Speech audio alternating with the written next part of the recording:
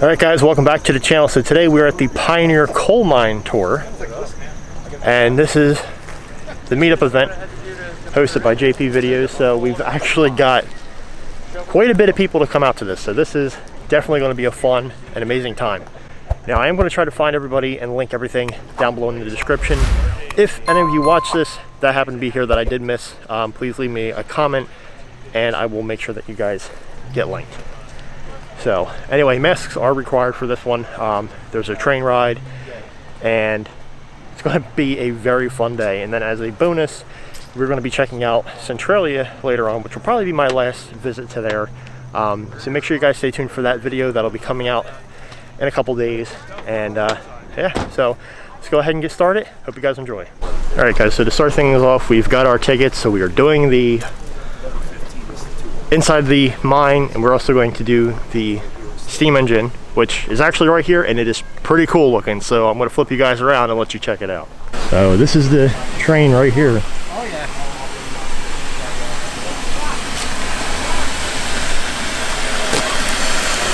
Oh, it smells amazing.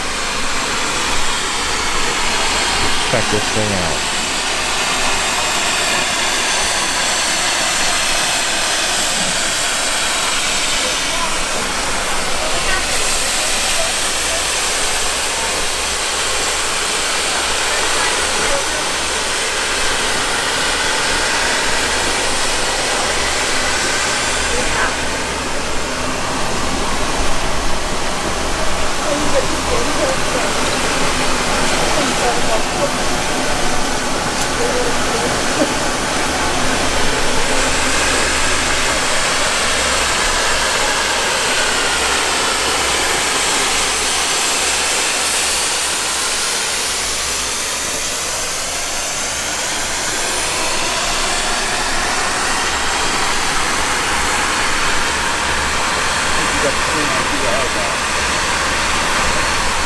The other thing cool you guys can see, we've also got the number 1 right there on the front, and there's another steam engine hidden right there inside of the barn. So over this way you can see the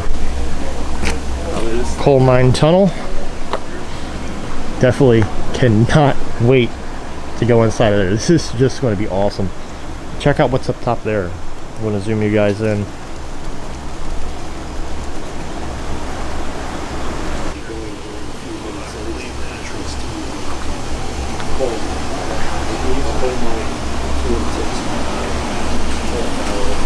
Alright guys, here we have a bit of information. I'm actually going to take a photo of this, put it in the video, and you guys can pause it if you want to read.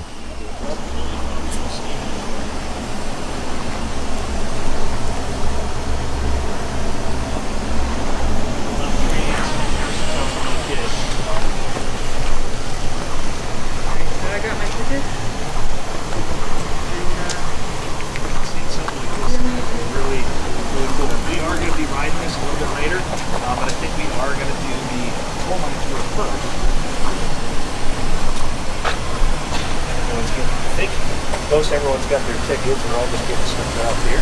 So this is 3 tons. Oh, and there's 4 tons. Oh, check that out. So there's actually a sign up here for Centralia, and it's got fire in the name. That's pretty interesting. So sign right here, warning, danger, underground mine fire. You can see back when the town was there versus what it's like today. And there's some other photos showing Graffiti Highway before it was Graffiti Highway, with the steam and everything coming out.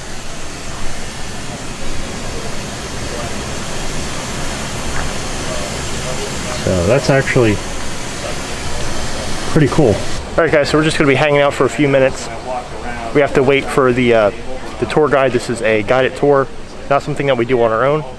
So while we wait, I'm going to shut you guys off. We'll see you in about a second. All aboard. Yep. Bye, Alan. I made you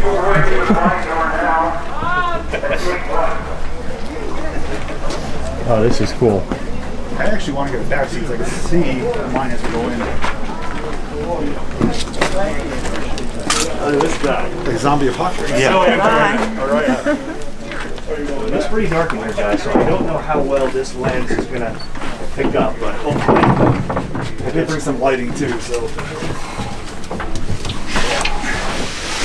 Yeah, so we got the back mine car, and we're going to be going backwards into the mine just to give us a perfect view. So it's coming up pretty good. It's actually picking up those lights pretty well. Keep your arms and your elbows inside the car. There's no smoking in the car, no smoking in the mine, or vaping. But if you have cameras, which you do, you can take all the pictures you want. One question, can we use lights at all? Sure? Yeah. Okay. Cool. Until I tell you to turn them off. Okay. Oh, you got the same tripod I have. All right, guys, so we're about to make our way in. Okay, it's a little I'm going to have to hold this straight out, not to the side, because he told us to keep our arms in. It is pretty cramped in there. So, Like a roller coaster. oh, jeez.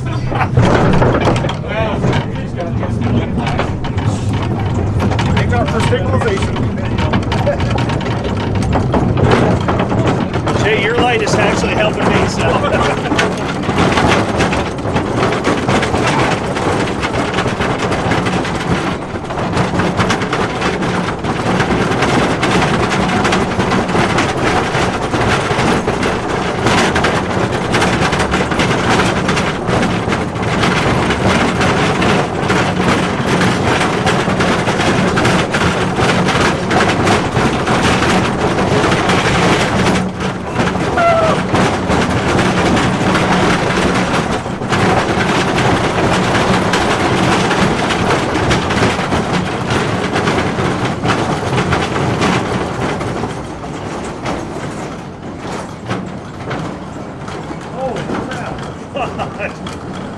I just lost my lunch.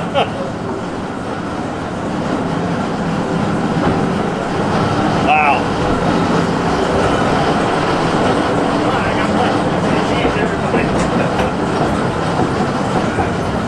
Man. I think we're going for a solid bedrock right here.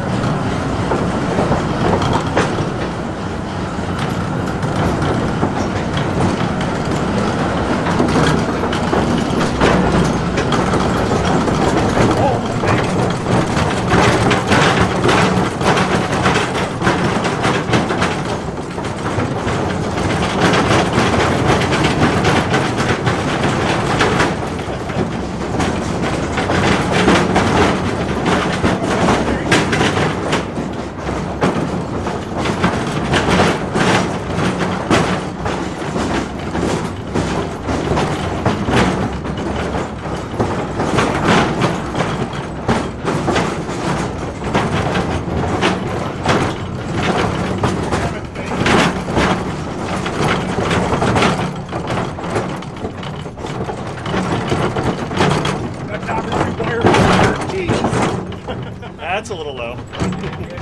Knocked around. Oh, wow. Western Hemisphere gangway. That's Woods. This is where he leaves it when he doesn't wear it. Looks like some garland back here. Spider webs. They're not spider and weeds. Man, you ain't kidding.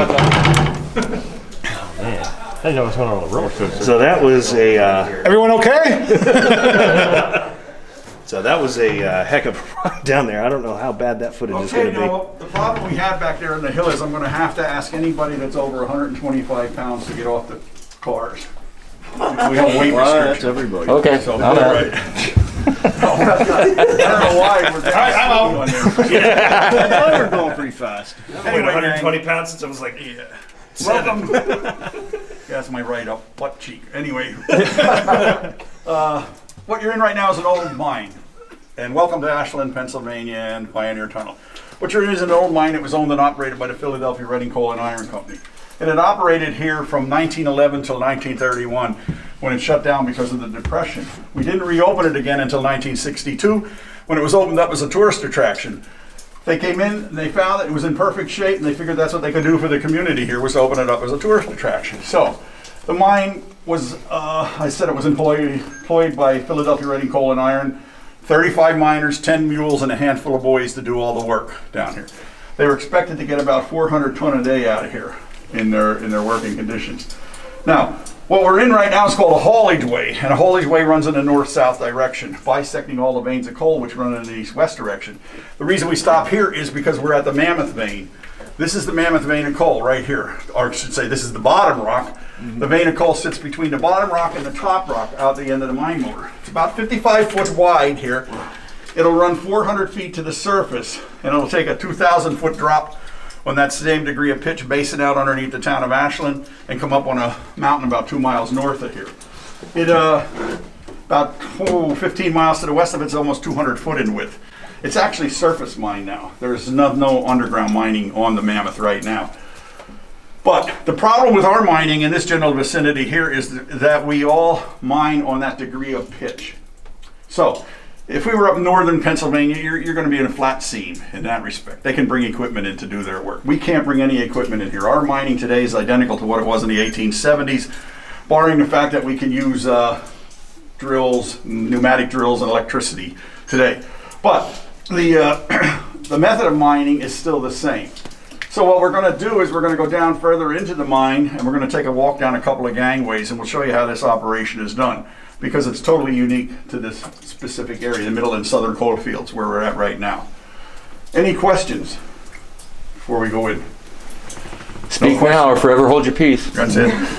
No questions? You have an Advil? Come on.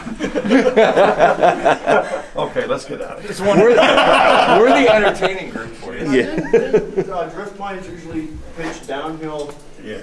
when you go out. Well, We this went downhill isn't coming the in. entrance. Oh. This is a haulage way. This Oh, was okay. cut from inside there out. Oh, okay. So the drift is down that way. It goes down about a 5-degree pitch. Oh, okay. How did you know that? I've been You a here miner? I've been here a long. I've come here since the 70s. Okay, good. Yeah, but what he's talking about is there's 3 types of mines. There's a drift, which goes directly into the side of the mountain. There's a slope, which will follow the veins and the rock. And there's what everybody always calls a mine shaft, which goes straight down. That's the type. And we're a drift. This is the easiest style of mining because it's cut directly into the mountain and across the veins that way. Any other questions? What's all this stuff growing? It's Bigfoot's jacket. Here, this stuff here, that's full of hair. Is that like mold? That's why y'all love me. Kind of like the mold family or something. Miner's cut is, isn't it? Miners, there you go. New trademark.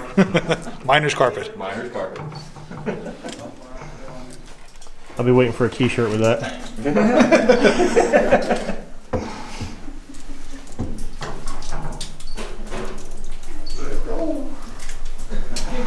That's good thumbnail actually right there. Hold on tight. Until you start moving.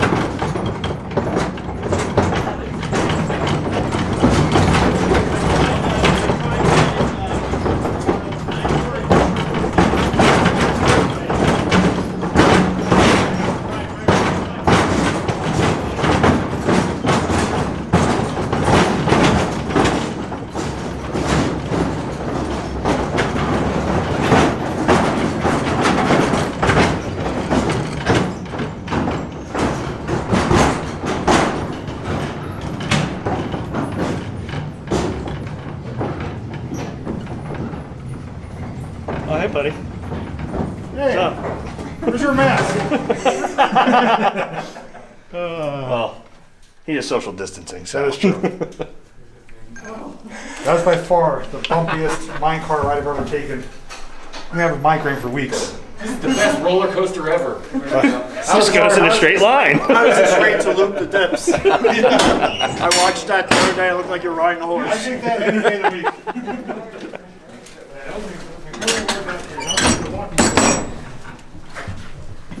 Gotta watch I don't hit my head.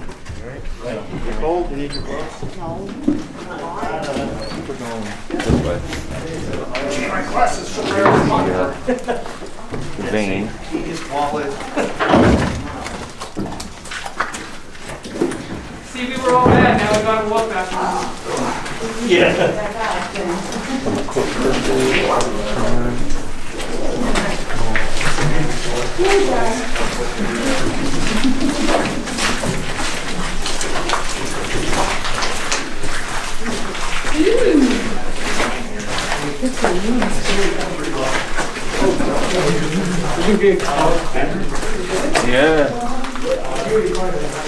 This is micro footers, but the lens is 1.4.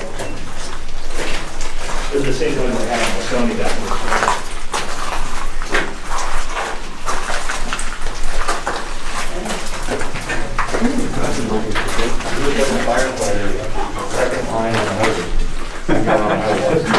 Oh, Pete here. Pete, wake up. Come on down here a little bit further. It's coming. Nap time's over. Okay, folks, what we're in right now is called a gangway. As I said, a gangway will run in an east-west direction following all the veins of coal, which run in an east-west direction. This is called a 7-foot. Now, this is nothing like the mammoth vein to work with. This is the top rock here, and here's the bottom rock. Sitting neatly in between there is the vein of coal, which is going to run at a 60-degree pitch where it's going to go 400 feet to the surface, follow that same degree of pitch down 2,000 feet, base it out under the town. Same thing. The only way you get anthracite coal out between top rock and bottom rock is you have to blast it out. You can't dig it out, shovel it out, or pick it out. And the way the miners did this in the old days was they drill, well, we still do it the same way today, but you drill a series of holes into the vein of coal, which we call shots. Okay, they're going about 5 foot. Now these old lads use what I'm holding my hand here on is called a gilker or an auger drill. They drilled 70% of this mine by hand in here by using this type of a drill. How, I have no idea, because today you use pneumatic drills and everything else, and it's extremely difficult doing that. But anyway, what they would do is they would drill their series of shots into the vein of coal, and they would put in there in the old days what they called a squib charge. A squib charge is a charge about that long, about that thick around, filled with black powder and fused. They would insert the squibs inside those shot holes, take a tamping rod and tamp them on in, take some mud off the floor, pack it in there. Fuses are hanging out. They would light their fuses. They would cut the fuses first from long to short, depending upon how many shots they have, and they'd light them long to short. Now you have 1 minute to get out of here and go over in the haulage way and sit and wait for your shots to fire off. All shots fire off correctly. Smoke clears, dust clears, and all of that. Then you can go in and we come back in here and we do what we call dressing down.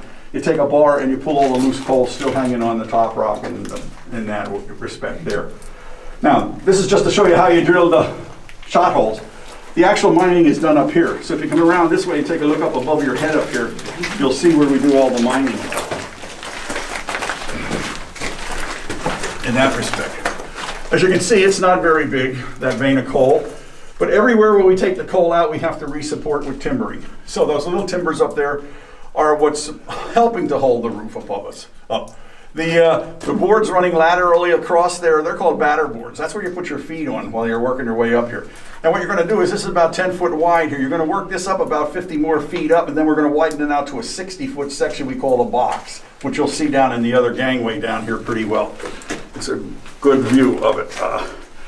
These are legs coming down here. We call them legs. What they do is they're holding up the roof.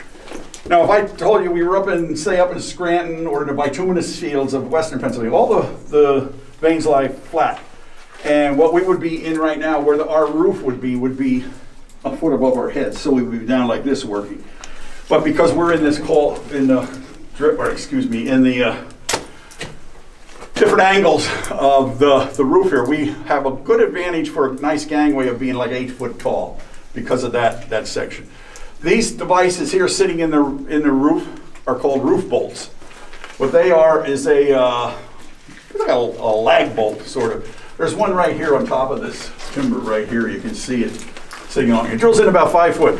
The machine drills it in, and what it does is when it tightens it down, it pulls that roof together real tight to give you really good stability. It doesn't take the place of timbering. You can't take any place of timbering where you take the coal out. You have to re-timber. But the roof bolts do a pretty good job for stability. The rock in this mine is sandstone and conglomerate, so it's a good layered rock in that respect. Let's go down this way a little bit. When you go by this ladder right here, you take a look up here. This is an old manway. I'd say from back in 1918, it was cut into there. It was opened up here, our light bulb burned out up there. So. And that's just an old manway to go up into the working area in there. So you guys with your camera lights, you'll be able to see it much better than my headlamp.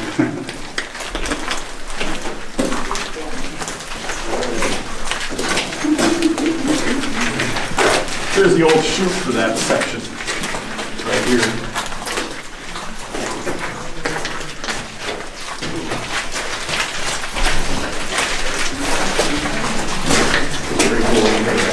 Absolutely. A little scary, but.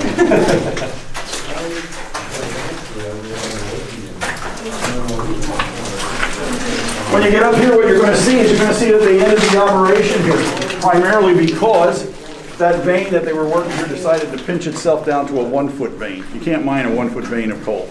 So they ended the operation here, knowing that they have so many other veins down here, they didn't have to worry about it. But what you see here is an old rock cart, some of the old tools that they used in powder cans and all of that stuff. Now this brown stuff you see coming down over the roof here, that's called iron sulfate. What that is a very acidic substance. It comes from groundwater running down over the veins of coal and over the rock. This is what caused a lot of hatred about coal mining and the environment, because back in the day they used to pump this water directly right into the rivers, streams, and the creeks. And it would look like this down here, this brown substance here. I grew up in the late 50s and the early 60s right along the Schuylkill River. And I can't recall a day in my life when I was a kid that river wasn't black, brown, or orange. You know, because they pumped all the coal mine, all the water into the river itself. Wow. My dad, an old miner, he said, imagine those people in Philly drink that water, you know, from the Schuylkill. So you can take a look up here, guys, and then follow me back down this way.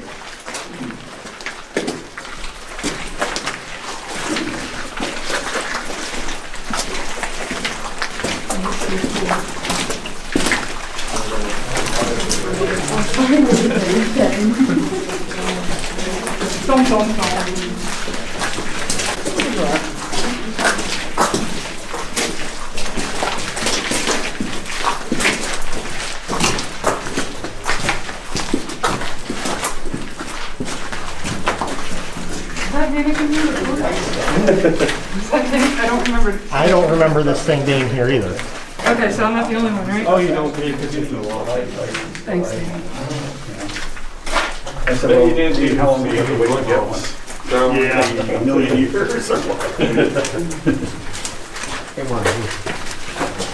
Oh, yeah. What made you happy? This whole area.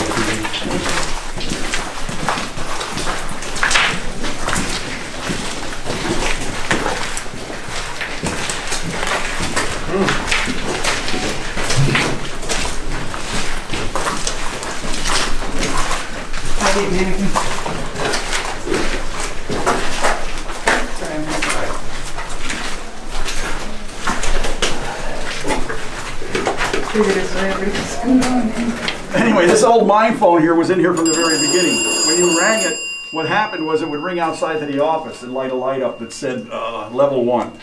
And then you could call out and you could ask for more timber, more lagging, more tools, more drills, whatever you need in the course of the day. And Get me out. this mine has 3 levels to it. We're on level 1, 300 feet below us is level 2, and 300 feet below that is level 3. So it would light up as level 1 in that way. This is one of my favorites, the mine rat. Why do we talk about mine rats? Primarily because, there you go, mine rats have this uncanny ability to be able to detect seismic changes. So, how they got into mines was because we used mules as the system of haulage, and a rat would hide in some hay, and they would bring it in, and a month later, now we got 15 rats. Then they just multiplied while they were down in the deep mines. A mine like this adrift, it would be hard for them to stay in here because they could get out. But in the drifts and or in the slopes and the shaft mines, these guys were the miners' friends because they could detect that thing. So if we're all standing here and around the corner of the gangway comes a whole herd of rats and they're heading that way. Follow them. Sorry. Yeah. Don't hesitate. Say, where are they going? You know. They're going out. I write a lot about the coal mining industry and stuff, but I was totally intrigued by these guys. So I put down, do you ever see that newspapers.com?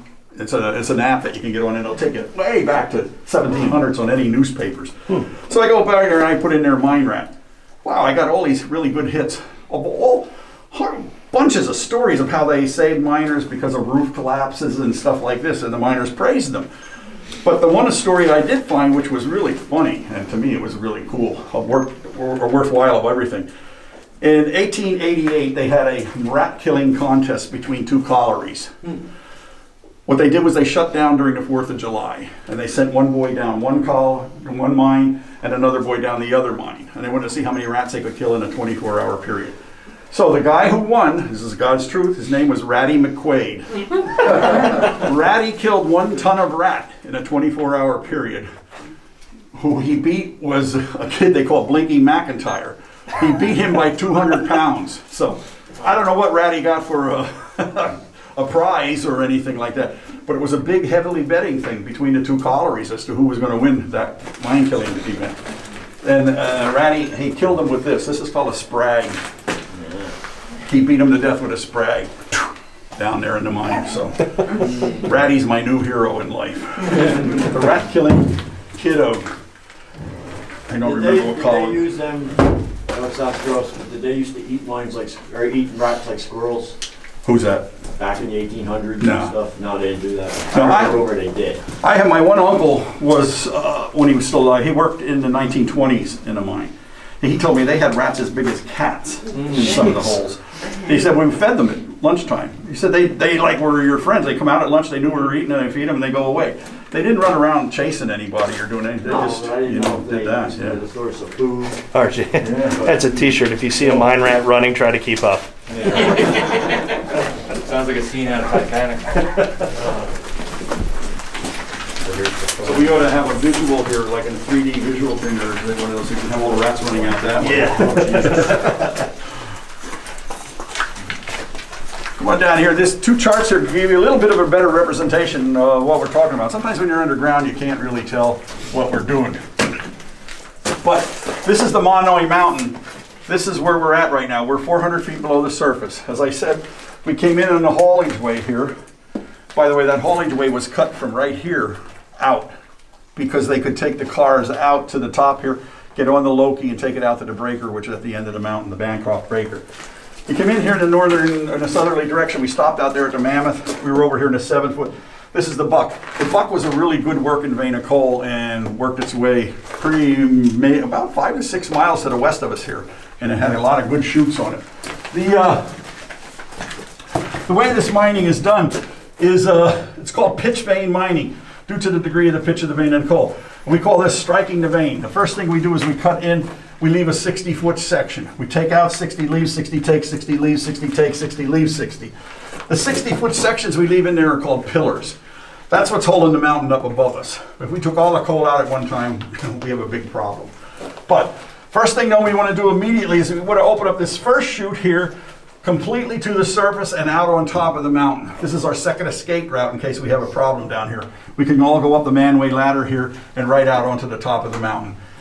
The other aspect is we can put a mine fan up there and force air down into the working condition, into the working chutes. These brown sections here you see cut through here, through the pillars and the chutes, these are called headings, or we call them monkey headings, primarily because they're very small. You can only crawl around them on your hands and knees. They're principally there for ventilation, to get good air into each working section. Now the way it's done is this. We start out there, like I showed you out there on the 7 foot, you worked out, point it up to about 50 foot. That's this section right here.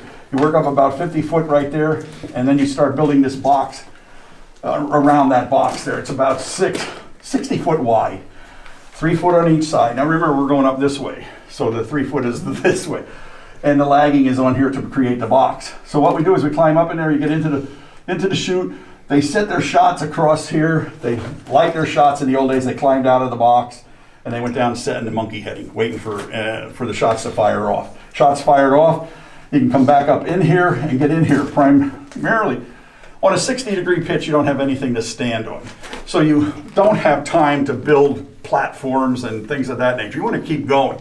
So what you do is, every day that the coal is blasted out, you will leave it in that chute to accumulate. And then you use it as a work platform to stand on. So here you can see the miner standing on this blasted out coal. When the time comes and you reach up close to the surface and your chute fills up, it is easily offloaded down to the cars at the bottom down here. Sometimes this gate can break here, and then you get a whole load of coal down in the gangway. And the funny part about that is the miner says, "I'll see you tomorrow, guys." And then the laborers have to shovel all of that coal back into the cars and stuff to get them out of there. But that's how it's done. Anthracite mining, extremely dangerous occupation. There's so many things down here that can hurt you, injure you, kill you. One of the big problems we have is we have gassy mines in this general area here. So every time you drill into a vein of anthracite, you can open up a pocket of methane gas. Methane in its natural state is completely harmless.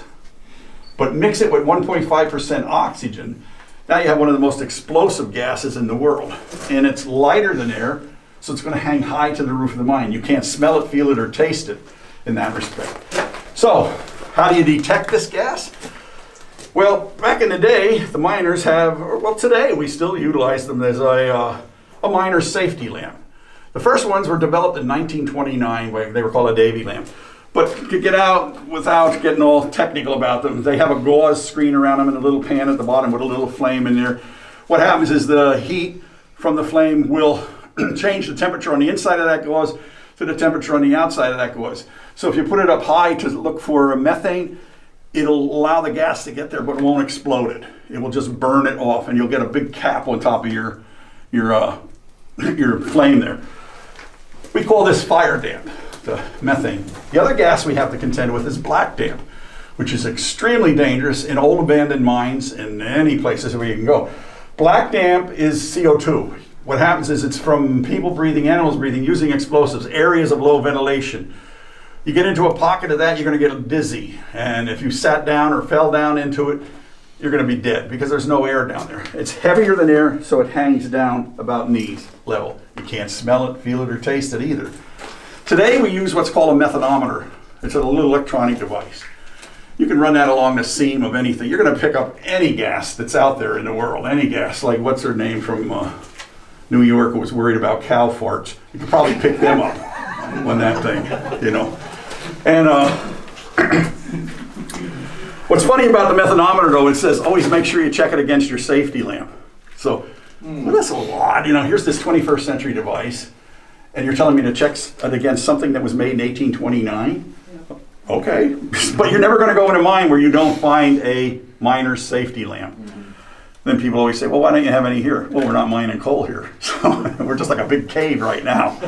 But in the old days, the early days, they used a canary in a cage. They brought the canary in, set him up high, and watched him jingle jangle. He had a little bell on his neck, and he would jingle and jangle. I always wondered for all the years that I've been doing this is why did they use canaries?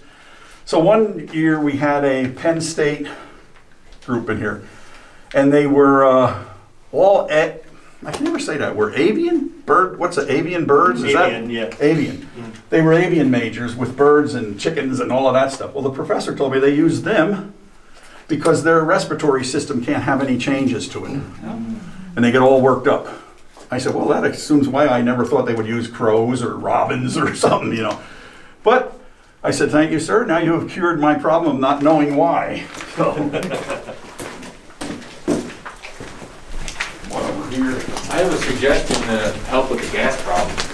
Don't let the mountain eat a Taco Bell anymore.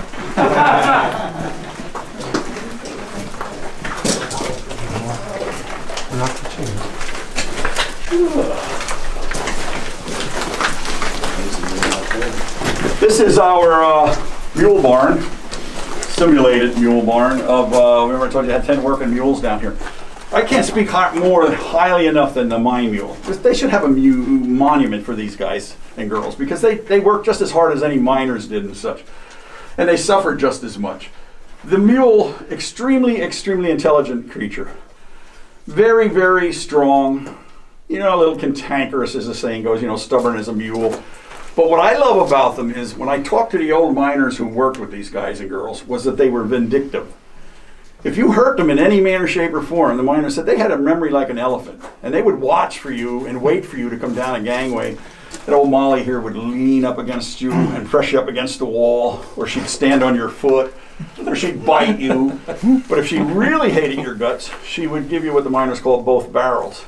Both barrels is a full kick to the rear. So, get kicked by a 900-pound animal wearing steel shoes. You're going to remember that. Because these guys and girls, they can kick like 12 feet in the air. They're extremely good at that. They were taken care of by a bunch of young lads they called driver boys. It was their job to teach them how to work down here because you didn't use a bit, bridle, or reins. The boys walked beside the mule or rode on the bumper of the car and gave the mule commands such as waha, which meant turn left, and yee, which meant turn right.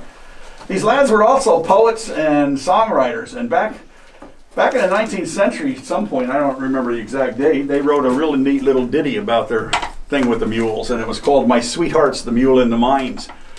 And it goes, my sweetheart's the mule in the mines. I drive her without reins or lines. On the bumper I sit, and tobacco I spit all over my sweetheart's behind. Number one song, right?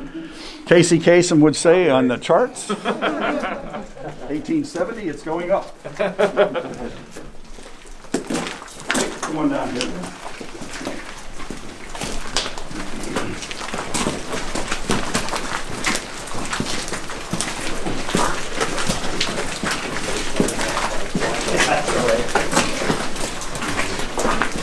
Folks might want to get this guy.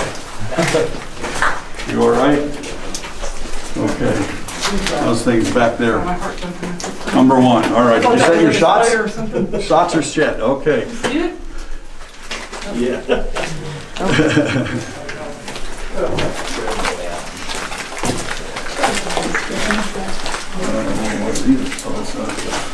Okay, that's a little disheartening right there. No. Yeah. You just come out of the gangway. Well, we'll find out outside. No, he's my good friend. I was gonna say.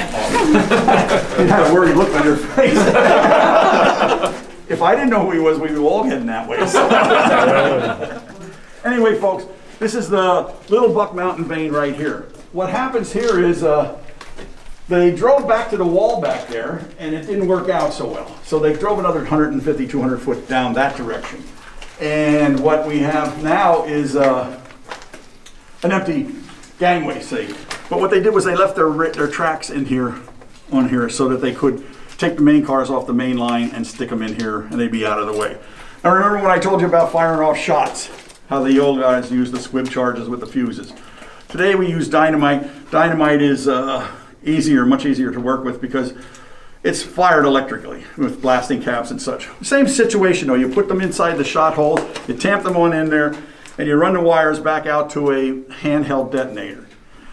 Now you can walk around, you don't have to run out right away, because you can walk out here and you can yell out 3 times. Fire in the hole, fire in the hole, fire in the hole. And this is exactly what it'll sound like when you shoot shots off down here. So, it's not as loud as you would think it is, primarily because those shots are driven way inside the coal. You want the coal to break internally. You don't want it to be blown out. Now, the only thing we can't simulate here is all the dirt, dust, and smoke that comes flying out of here at the time. But if you guys want to come up here and get a shot in there, well, I'll shoot it off again for you if you want. Sure. Yeah.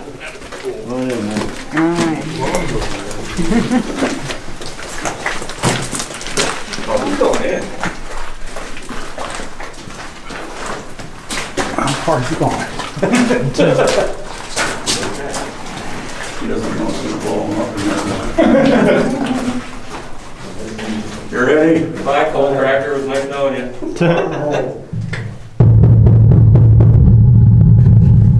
housekeeping.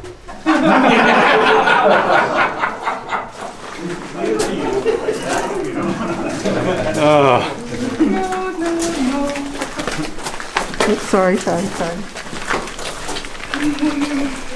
a look up here. This is that escape route I told you about that we have here to get out of the mine. But it's also a work and shoot. And when you see the light that's lit up there, that's only 1/3 of the way up. We have to go to the left a little bit more and go another 2/3 on up. Wow. But this is like a work and shoot here on this vein, because you would have to, 2 lads would be working here. Every day you'd have to drag all your tools, timbers and shovels and picks all the way up there with you to do all the work you need to do. That I want to climb out. Over here is an empty box that you can see all the way at the top up there where my lamp shines. That's where the coal is being held now. You would open up that box up there down to this area here, down into here. This is basins out here just to hold about 2 tons. Wow. That's fine, man. There he is.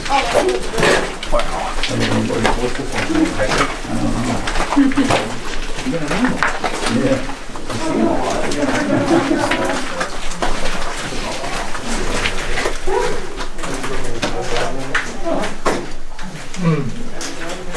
They're way up. You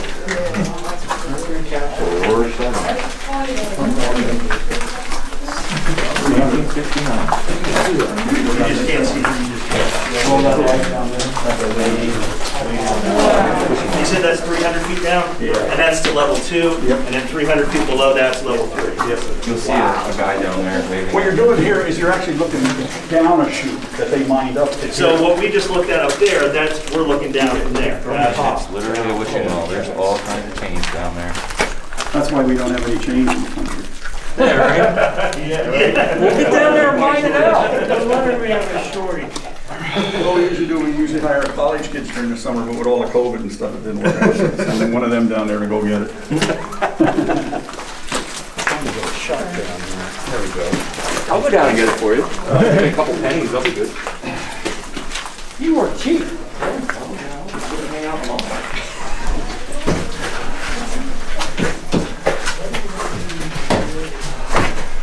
I had a kid here a couple of weeks ago who said to me, I didn't know you had Keith Richards working in here. Oh, God. He said, that guy back there. I'm surprised a I said, kid. come on, This is more like Jack Sparrow. that guy's better looking than Keith Richards. He looks like he's dead now. Surprised a kid even knew who Keith Come on up Richards here, guy. Yeah. Well, I think everybody knows the Stones anymore.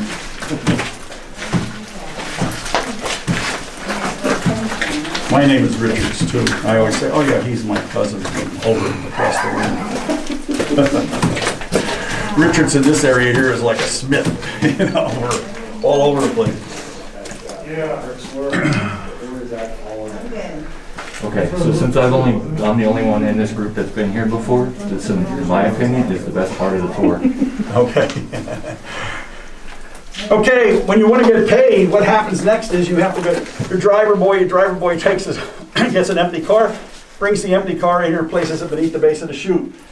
One mine car weighs 2 ton unloaded. Fully loaded, they're well over 4.5 ton. Now, one mine mule on a level grade like this can easily pull 3 fully loaded cars. So, the trouble with these cars is they don't have any brakes. So in any type of an incline or a decline in the track, the worst thing you could have happen to you is have that car pull the mule over backwards or run up on his hind legs, because it would you injure a mule for Philadelphia Reading coal, you're fired. You're not going to have another job in the pits. So the driver boy had a kid about 11 years of age. It ran alongside of him. He carried one of these sprags, what they're called sprags, in his arms. He would insert the sprag in the open spoke portion of the wheel, and as the wheel rotated, he could it acts not like a brake so much, but it'll drag the wheel down a little bit and it'll slow the car down and you know, save them. Trouble is, many of these kids tripped, fell, had their arms and legs cut off, or were crushed beneath the weight of the cars and died. Now, when the time comes to load the car, what happens is the miner sends his assistant, his call is butty. So if you're ever from the coal region, you've heard that term 1,000 times, hey butt, ho butt. Butt-tee, not butt, like your butt. But he sends his butt-tee up into the top of the chute. He opens up a couple traps up there, drives it down to the battery here where the miner's going to sit on the end of the battery here and drop his legs on the inside of the car. Now, if you guys turn your lights out, I'll show you what a working coal mine looks like. If you can still film that. You ready? Okay. This is what a working coal mine looks like. Now, when I said that the miner wants to load his car, what he's going to do is he's going to dangle his feet on the inside of the car, and as the coal rises up, he can feel it rise with his feet. Because in this dark light here, you can't see. But this is the way you work in a mine all the time. When we come in here in the wintertime to do all our work, this is what you work with your helmet lights and all of that stuff. So, now say you lose your helmet, your light goes out, you're going to get this. Now, can you hide your extraneous light there on your phone? And I'll show you what real dark looks like. Okay. Now, without having, we can't do it here without that. With all that extraneous light, it still looks like we can find our way out of here. But if you didn't have your camera lights on and anything like that, you can't see 2 feet. You can't see your hand in front of your face, per se. But this is the way it would work out. So what would happen with the miners is they would just relight their lamps at the time because they did have matches with them. And they would could also get down on the ground, find the track, put hand on one rail and the other hand on the other rail and crawl out the middle of the track. That way it's going to give you, there he is again. Slowly walking down. I caught a reflection on his helmet.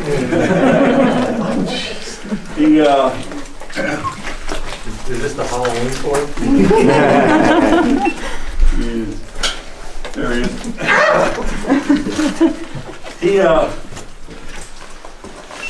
He's our gas checker.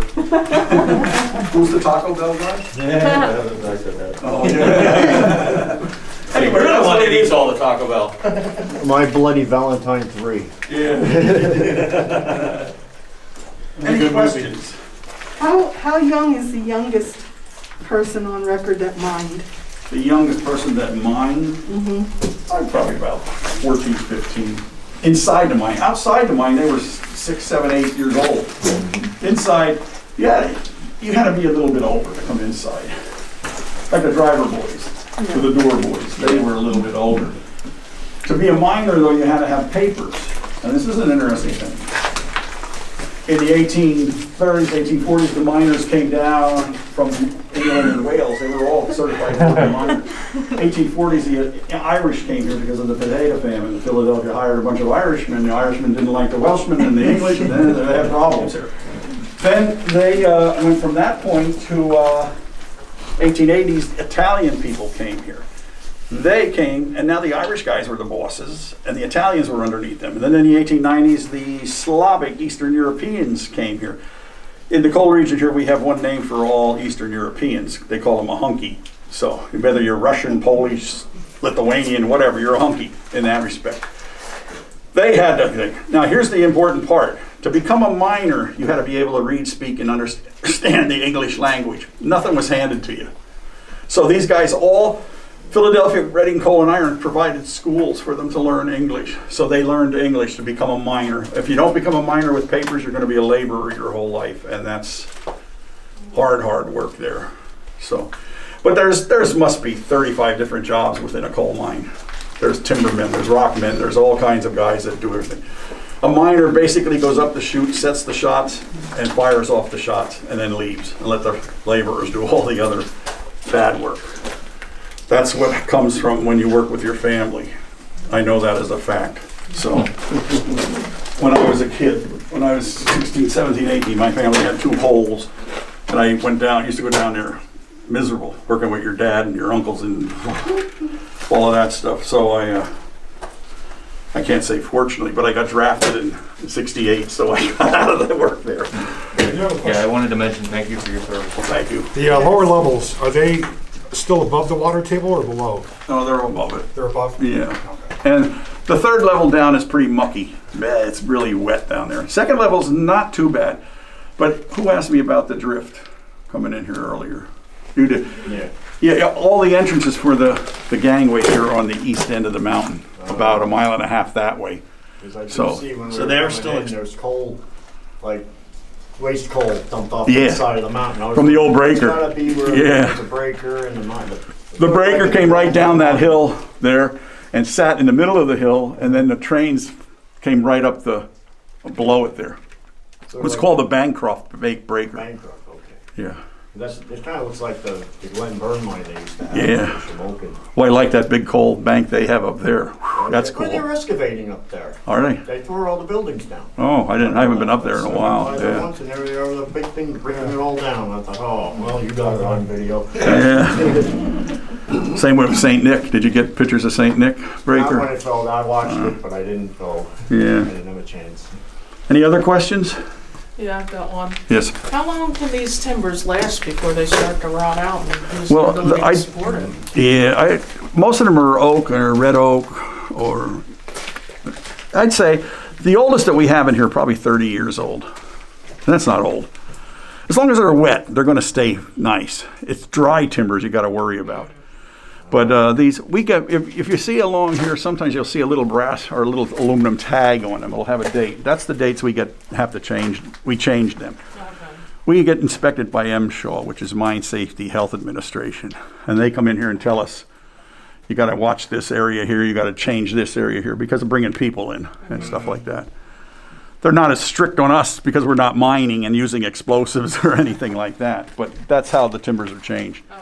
Like last year, we worked all the way up that airway up there to the top, changing stuff up there.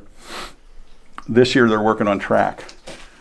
And I'm going to agree with the guys on Monday about how hard it was to get up that hill.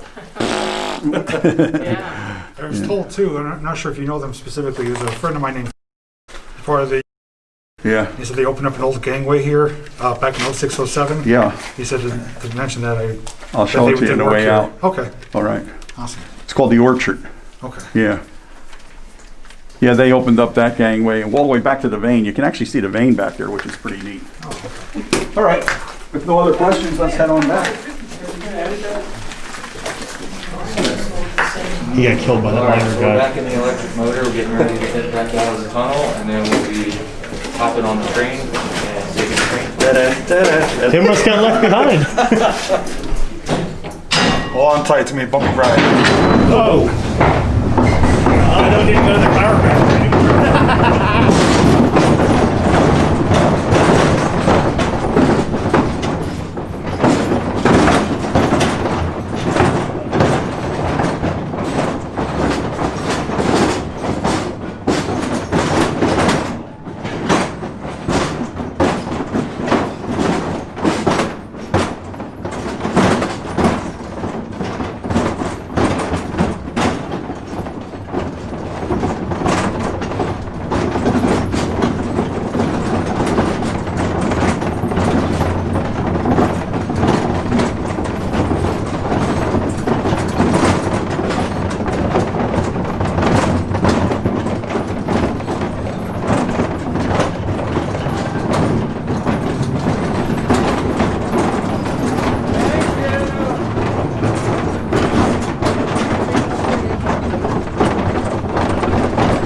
Alright guys, so that was inside of the coal mine, which is pretty awesome, plus our scary little friend there. So anyway, now we're actually waiting to board the train, so hopefully you guys are enjoying this video. If you are, then make sure you stay tuned for that section.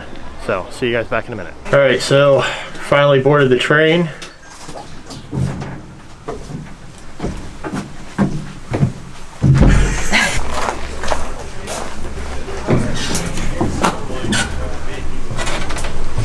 Alright, so we're going to take this car, be a little bit closer to where you could admire the train. The caboose part is actually pretty cool, but it has windows on it that are a little bit foggy, where this doesn't have anything. It's just nice and open, so I think we're going to do this as our vantage point. If I can ever get to retirement, like, oh, wouldn't you work? No, I still wouldn't have enough hours in a day. I do stuff like that. I do more with my channel.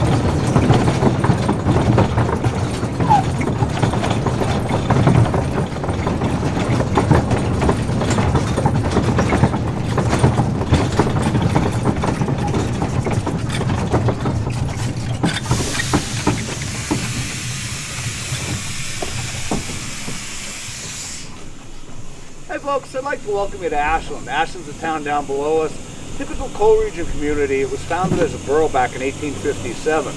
When they incorporated the borough, they chose the name Ashland to honor Senator Henry Clay from Kentucky. It might strike you as a little bit odd why it's a small town in Pennsylvania honoring a southerner like that, but if you look back at the history of our country in the 1850s, as a senator, Clay had passed a lot of tariffs that were very protective of the American coal industry. His efforts in the Senate really helped this area to grow, and you'll find a lot of references to Clay throughout the coal region. Like I said, Ashland is a typical coal region community. Back when there was a great demand for anthracite coal, our town had a population of over 7,000 people. But as the demand for anthracite declined, so did the population of Ashland. Right now we have a little over 2,800 living in town. Now if you look directly behind me across Ashland to that mountain you see in the distance, just over the next ridge, about 2 miles north of us, lying in the next valley, is the town of Centralia. Centralia is famous for having a mine fire burning beneath it for 58 years now. Years ago we used to talk about that mine fire when we stopped here, but that area has gotten so overgrown it's really hard to reference anything in Centralia. It makes it kind of difficult for us to get across to you what's going on over there. I will tell you that the mine fire started in an abandoned open stripping pit at the southern end of Centralia. Out at the end of our line we have a similar stripping pit. I'll tell you about the importance of that pit to our operation here, as well as how the Centralia mine fire started and still impacts the area today. We have other points of interest for you out there as well, and we're going to get everyone off the cars out at the end. All right, John.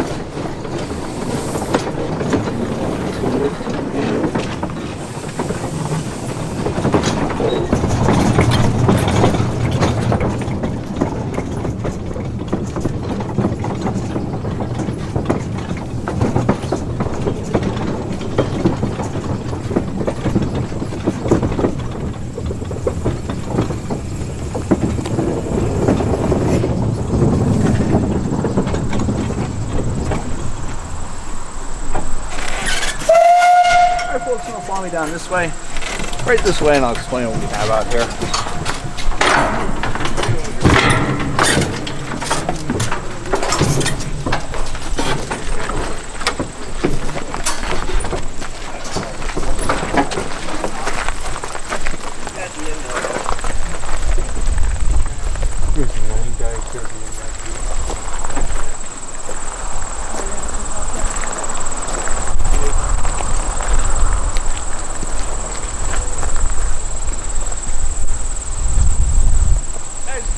way, be able to hear me a lot better.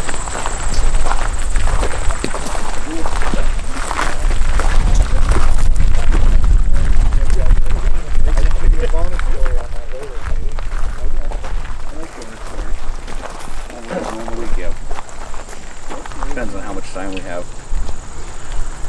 Alright folks, point some things out for you here at the end of the line. Looking over the railing and structure right here below us, that's a replica of an old bootleg coal mine. Bootleggers came into being in 1929 when the country was hit with the Great Depression. Most of the miners in the area were out of work, and at that time there were no government programs like unemployment or welfare to assist them. In order to survive, the men would come up on a mountain and start an operation like the one we have here. What we have on display is a three-man bootleg. One man will be lowered in that bucket down beneath the ground to mine the coal, and two men would wait on top.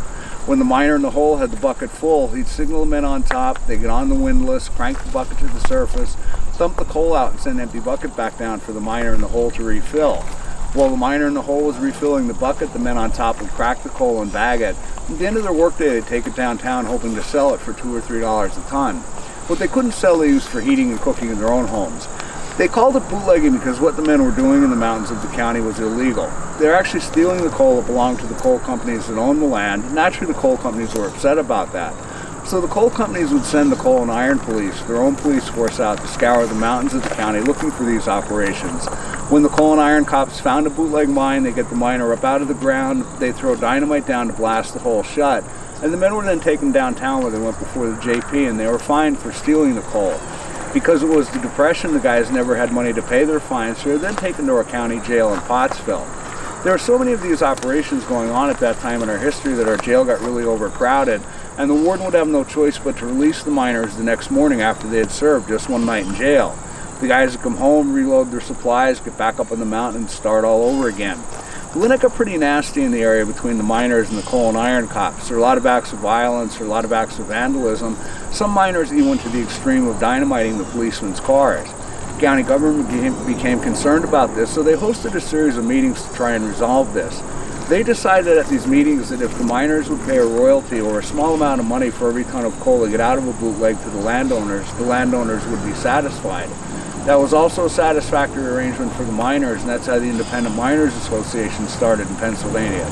But even though they legalized bootlegging, it was still very dangerous work, especially for the man working underground.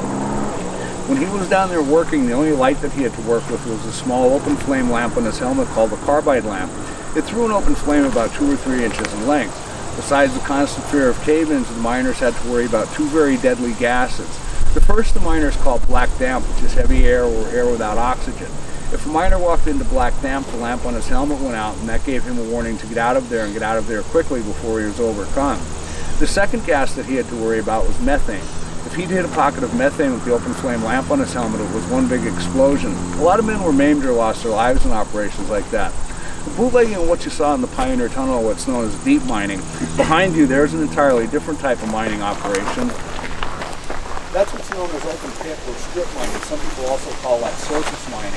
It's the mammoth vein that was stripped out of that pit, the largest vein of coal in the anthracite fields. To give you an idea how much coal was out there at one time, if you look up to the left just below the tree line, you'll see a wall of rock. That's the bottom rock. From that point, 60 feet to the right, for as far as the eye could see, and all the way down there one time was all coal.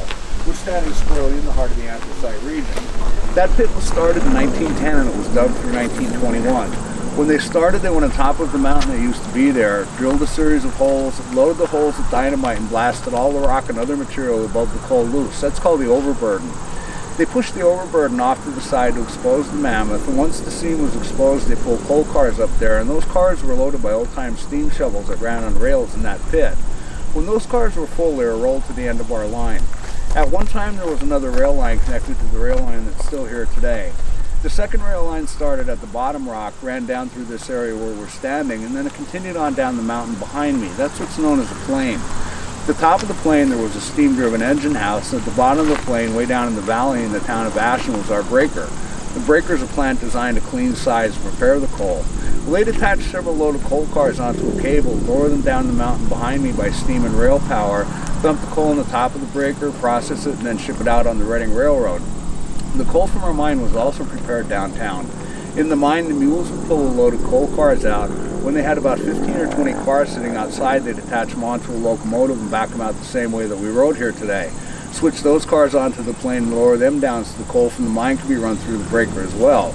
Now, when I talk about the breaker process, I don't want you thinking that it was something totally automated like most things are today. Back then it was about 10% automation, 90% manual labor. They'd lower the cars down the mountain behind me and dump the coal to the very top of the breaker building. The first thing that would happen is if you run through a series of rollers, big steel drums with spikes on them that would crack the coal down to the size they needed for the orders. Once the raw product cleared the rollers, it was funneled into a series of chutes that ran down through the length of the breaker building. Perched along those chutes at various intervals were 10 to 12-year-old boys called breaker boys.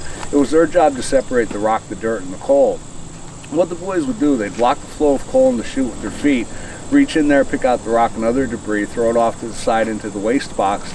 Once they thought they had it clean enough, they'd lift their feet, let the coal slide down to the next boy in line. He'd do the same thing. Theory being, by the time it got to the very bottom of the breaker, there'd be nothing but raw coal coming out of the chutes and into the coal cars. Like I said, back then that was a job for a 10 to 12-year-old boy locally. Then they worked a 10-hour workday 6 days a week, and for that the boys were paid 90 cents a day. All right, back to our mine's history. The Pioneer closed in 1931 at the height of the Depression. The company ran out of money and they left all their equipment inside the mine and blasted the entrance to the mine shut. They intended to reopen, but they never did. When they decided to open this for tours in the 60s, guys went in the mine, they found equipment in there, so they brought it out and rebuilt it. And those cars that you rode out in today were actual coal cars that worked this mine through 1931. Now the engine that pushed us here, it's 93 years old this year, the Henry Clay. She was built back in 1927 by the Vulcan Iron Works up in Wilkes-Barre.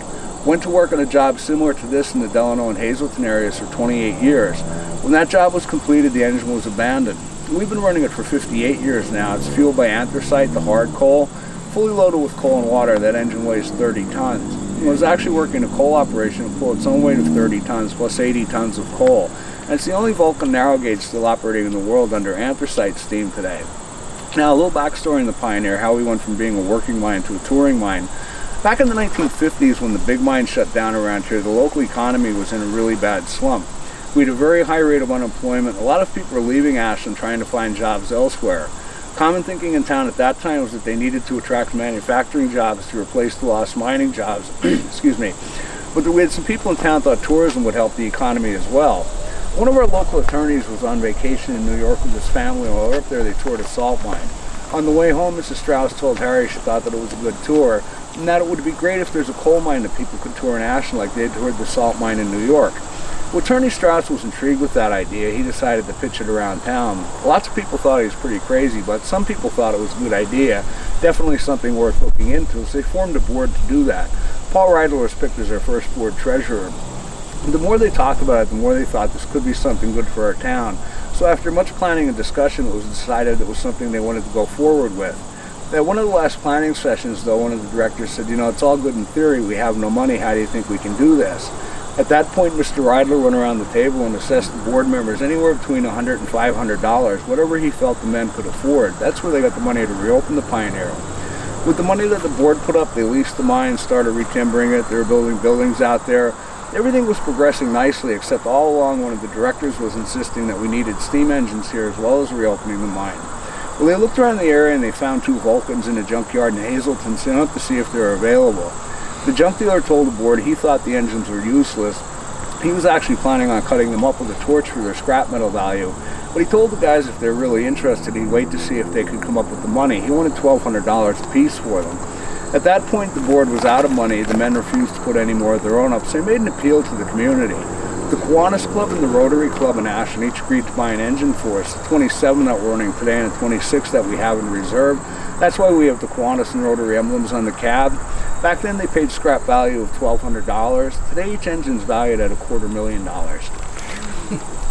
Excellent return on the investment. Yeah, I'll say. Nah, truly they're priceless. All right, folks, I said we'd talk about Centralia. As I mentioned before, I said it started in a similar stripping pit to what we have here.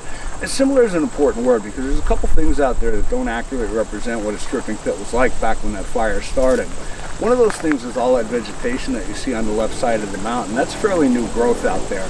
As the top of the mountain's been eroding with the rains and the snow, it's bringing topsoil down, allowing for those trees and bushes to grow out there. Up until about 10 years ago, that was just a rock wall leading into the pit. The other thing deceiving about our pit is the depth. This is a rare one in that it was actually reclaimed back in the 20s and 30s. When they sent the mine cars down the mountain behind me, rather than bring them back empty, they loaded them with the junk from the breaker and started filling the pit in. One time that pit was about 400 feet deeper than what you're seeing today. So to understand what a stripping pit was like and what happened in Centralia, picture about an 800 to 1,000 foot deep hole in the ground with sheer rock walls leading right down to the bottom. Certainly that's something very dangerous to be around. We're in the coal region. Naturally, all the towns around here were surrounded by pits like that. You go back into the 40s and 50s, another problem we had in the Commonwealth was a garbage problem. Well, somebody came up with the bright idea, let's fill in all these stripping pits with garbage and kill two birds with one stone. It's kind of hard to believe, but that was considered such a good idea back then. It was sanctioned by the Commonwealth, and that's how a lot of towns had their dumps locally. The only problem with that plan was that the stripping pits were filling quickly because there's no way to compact the garbage they're putting into the ground. In order to get around that problem, once or twice a year they'd set the dumps on fire with the intention of bringing the pile down, allowing for more garbage to go into the ground. That's exactly what Centralia Borough Council did back on Memorial Week of '62. They sent the fire company down to the dump, the firemen threw flares in, caught the garbage on fire. They let it burn for 2 days till it was down to a manageable amount, and then they put the garbage fire out. What nobody realized though was the garbage burning at the bottom of the pit touched an open seam of coal and ignited it. It took about 2 years till they noticed any effects from that fire. Then residents in some parts of Centralia complained about unusually high temperatures in their basements and gases coming up from beneath the ground. At that time the state did some surveys over there. They sunk boreholes 300 feet into the ground, lowered thermometers down those holes, and they found temperatures underground in some parts of Centralia were as high as 1,500 degrees. By then the mine fire moved directly beneath the town. Now in 58 years they made 2 attempts to put the Centralia mine fire out. The first time they tried flooding it with water, but because of all the old mine workings on the mountain and through the valley, the water rushed by the mine fire and had no effect on it. The second time they tried pumping in fly ash under pressure in order to smother the fire, but that fire is burning so intensely it just jumped that barrier and continues to burn today.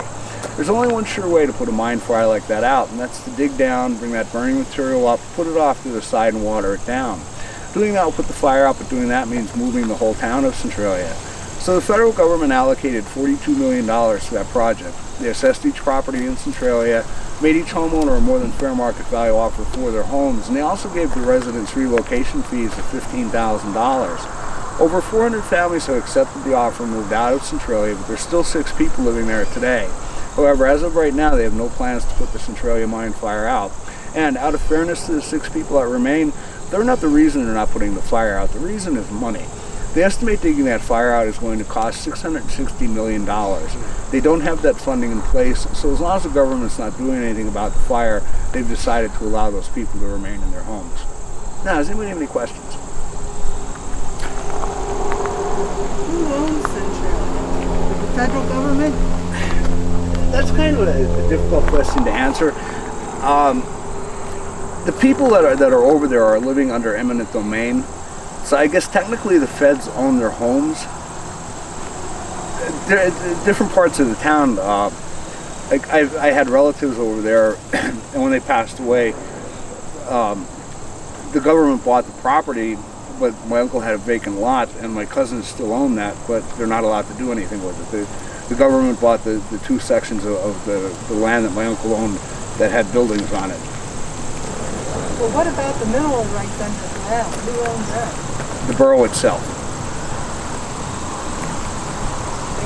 You're welcome. All right, I promise you I'll give you a bonus on that. Do you remember what it's called? Bootlegging. All right, what kind of mine are we working on bootleg mine? Bootlegger. little known Pioneer Tunnel fact: we have a dead bootlegger in our bootleg hole. When they opened here, besides the tourism money and the boost for the local economy, one of the aims of opening here was to get unemployed miners back to work. The original staff, with the exception of the first engineer, they were all certified miners and mine foremen.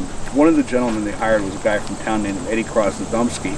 Eddie was hired in '62, and his job from '62 to '65, he mined the coal for the train until that became illegal. But he stayed on as a handyman and a conductor. He's an interesting gentleman. He was with us through the '90s. And in our brochures, there's a picture of Eddie sitting down there cracking coal. If you have one of our brochures, you'll see it. But I'll definitely have to grab one now. Well, moving forward, Eddie stayed on. Once he retired sometime in the '90s, and he lived right over the hill from us. And he had never married, he didn't have family, so he was here quite often. I guess in around 2005, Eddie passed away, and we all went to a memorial service. He was cremated, and his last wishes were that he wanted his ashes buried half in the bootleg where he mined, his picture was taken, and half in the 7-foot where he mined the coal. So we actually have half of the dead bootlegger in our bootleg mine. Oh my goodness. Yeah. No kidding. Yeah. That's And Eddie was an interesting man, he really was. Can that, like, I don't know if that's called slag or what that is, like, that's on Comb, C-U-L-M. C-U-L-M. Yeah, comb. Can the comb be burnt Yes. for heat? Yes, years ago it couldn't be, but now a lot of the mining is actually reclaiming comb.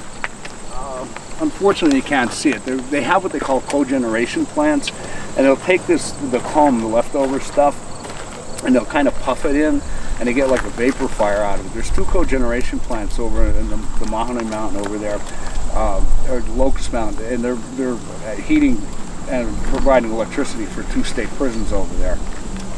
I mean, Using it's this not coal. uncommon down in Kentucky to see people along the road with buckets just collecting some off the side, you know, of the road that would be like that. Well, until they advanced the modern stoker, most people burn what they call nut or stove coal, which was real big coal.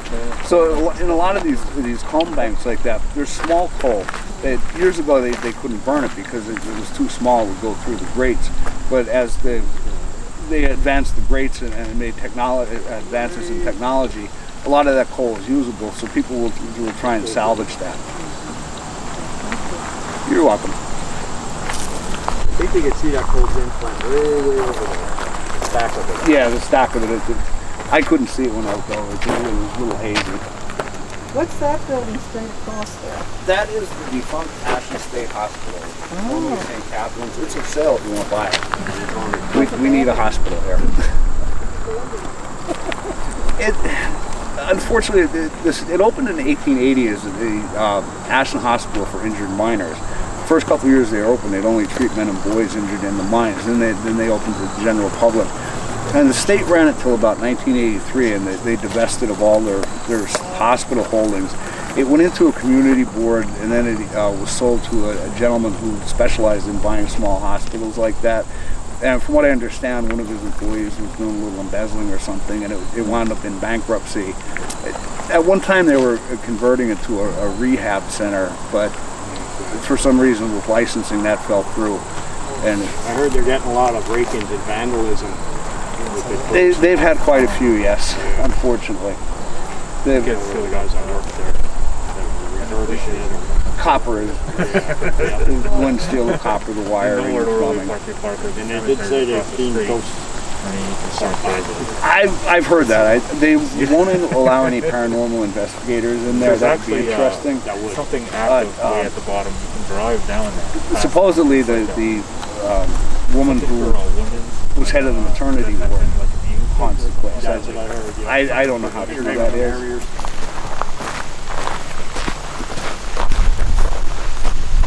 The one thing that we learned is that this locomotive here came from the Vulcan Ironworks in Wilkes-Barre. It was constructed there.